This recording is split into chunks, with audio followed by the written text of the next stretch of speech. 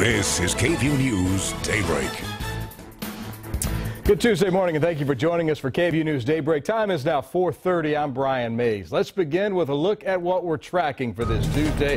Got some rain yesterday. Pretty nice totals, right, Erica Lopez? That's right. Impressive totals, especially the fact that we're at the end of June and picking up an inch of rain at Camp Mabry. That's official reported recording that we saw yesterday. Just under half an inch at ABIA. More rainfall totals are headed our way. We're talking patchy drizzle possible this morning. Lots of fog. It's sticky, it's humid out there, and the rain chances continue. So here's how it's going to play out for our Tuesday. Fog and drizzle will be the issue for your morning commute. Temperatures in the 70s this afternoon, in the 80s, but our forecasted high is pretty much on the dot at 90 degrees here in Austin, although we could have some thunderstorms yet again in the afternoon and evening hours, so that could enhance our rainfall totals depending where you are across the viewing area. Live look outside this morning. It is sticky, humidity at 100% right now because the dew point right on target with the temperature, so you're really going to feel the stickiness. But as for temperature-wise, not too bad this morning. Just keep in mind it's extra sticky out there. Brian, back to you. Erica, thanks. Today there's growing opposition within the Republican Party over the Senate health care bill. Will GOP leaders have enough support to move ahead on the promise to repeal and replace Obamacare? As ABC's Emily Rao reports, there are new numbers estimating how many millions of Americans would lose coverage. At the White House, President Trump was asked how he feels about the court's ruling. How do you feel about the Supreme Court ruling today, Mr. President? Very good, thank you. Very good. And in an official White House statement, Mr. Trump hailed the court's action as a clear victory for our national security. The Supreme Court ruling today will allow the president's travel ban to go into effect, but only partially. Is this a clear victory for President Trump? I would say it's not a clear victory for either side. This strikes me as a compromise solution that hands both sides something of what they wanted, but doesn't give anybody a clean victory. Under the court's ruling, some people will be banned, some not. The president's order blocked travel to the U.S. for 90 days by people from 6 predominantly Muslim countries: Iran, Syria, Libya, Yemen, Somalia, and Sudan. But today the court declared that the government cannot ban people if they have a bona fide relationship with a person or entity in the United States. That includes, the court said, family members of U.S. residents, students admitted to American universities, workers accepting a job offer in the U.S., speakers invited to address an American audience, and more.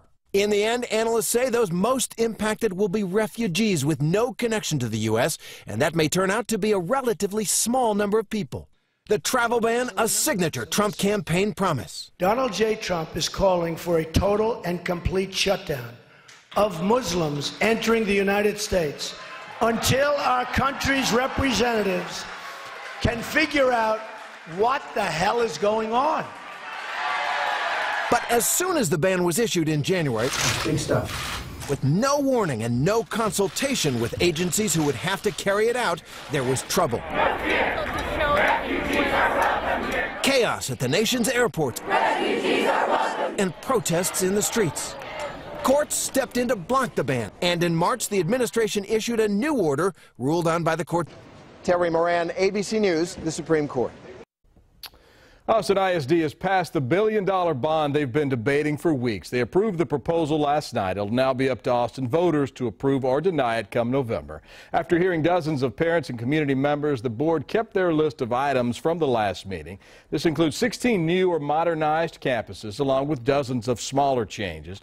Although the total exceeds $1 billion, district officials stressed they achieved their goal without raising the tax base in Austin. We'll have to wait to find out if Senate Bill 4 will go into effect in September as planned. A federal judge in San Antonio decided not to make a ruling after 6 hours of preliminary hearings yesterday. Austin, one of 6 Texas cities suing the state because of the so-called Sanctuary Cities bill. SB 4 currently requires all law enforcement to honor ICE detainers' voluntary request to hold someone in jail while their immigration status is investigated. It also lets officers ask someone who's detained about their status. The law will prohibit law enforcement leaders from having immigration policies and prohibits elected officials from endorsing policies that contradict the new law. The penalties are so harsh that what's going to happen is the local police are going to end up asking everyone about immigration status. Texas is trying to come in and say, no, this is just a very little law, a modest law. That's not true as it's written, but also because local police now face jail, criminal penalties, and thousands of dollars of civil penalties, they're inevitably going to err on the side of over-enforcing immigration law because otherwise they're risking jail time. Now, before the hearing began, a crowd of protesters gathered outside of the courthouse there. Many believe the law will be discriminatory and will tear families apart. Fear of deportation forcing patients to miss appointments at one Austin clinic. As KVUE's Brandon Jones reports, since Senate Bill 4 was introduced, more and more patients at People's Community Clinic are missing their appointments. An ICE arrest was captured on camera. You've seen it on the news. ICE raids.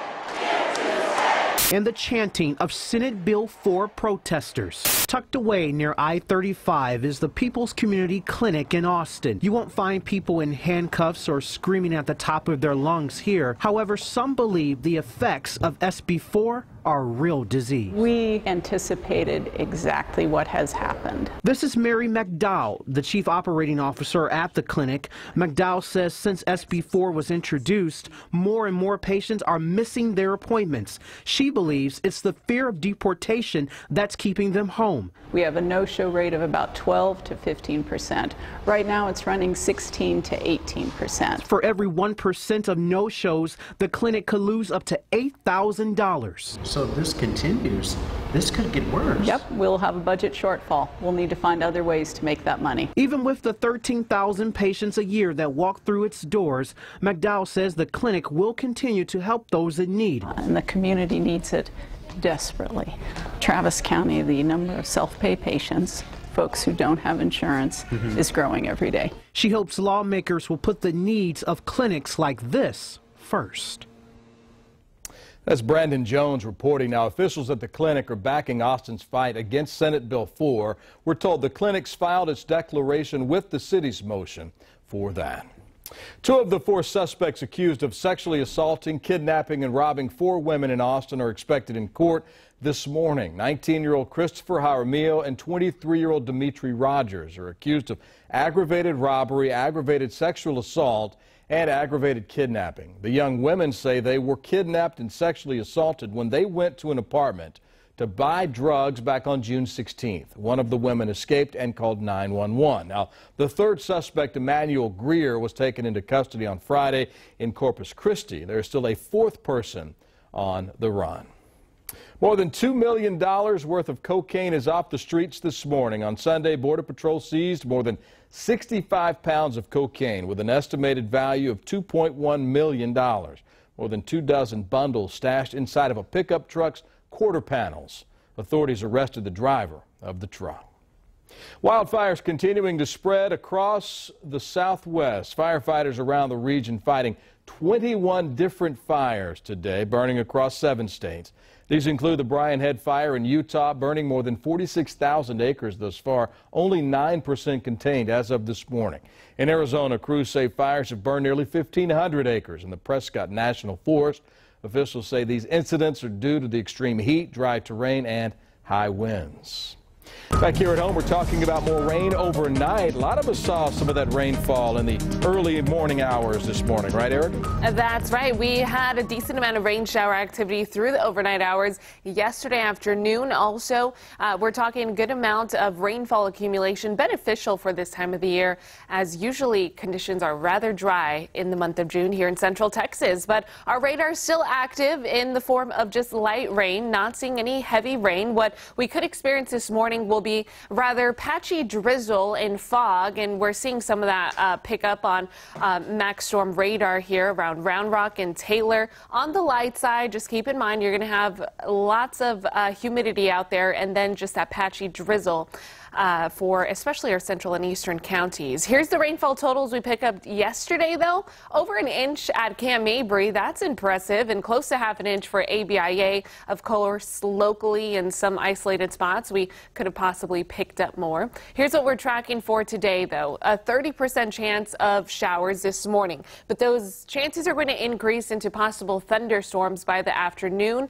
Daytime heating could produce some of these storms to be on the stronger side by after lunchtime or so. So that's why we're increasing the percentage to 40% chance. And then this afternoon, some of those storms could be on the stronger side. But hey, we'll take the rain at this time of the year for sure. We're going to lessen rain chances as we progress through the week, and Brian, increase temperatures. But I have your weekend forecast. It's looking pretty nice, though. I'll talk about it in the full forecast. Looking forward to that, Erica. Thank you. How about this? A couple in South Carolina got a big surprise when welcoming their latest child into the world. And by big, I mean big. 14 pounds big. That's twice the size of the average newborn.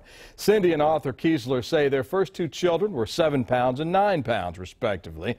They never imagined the third would be a 14-pounder. He's a toddler. At 3 days old. I'm glad this is a C-section. We actually had to send my mom to my house or to our house and pick up different sizes because I brought 0 to 3 and barely anything 3 to 6, and that's what he's wearing at this point.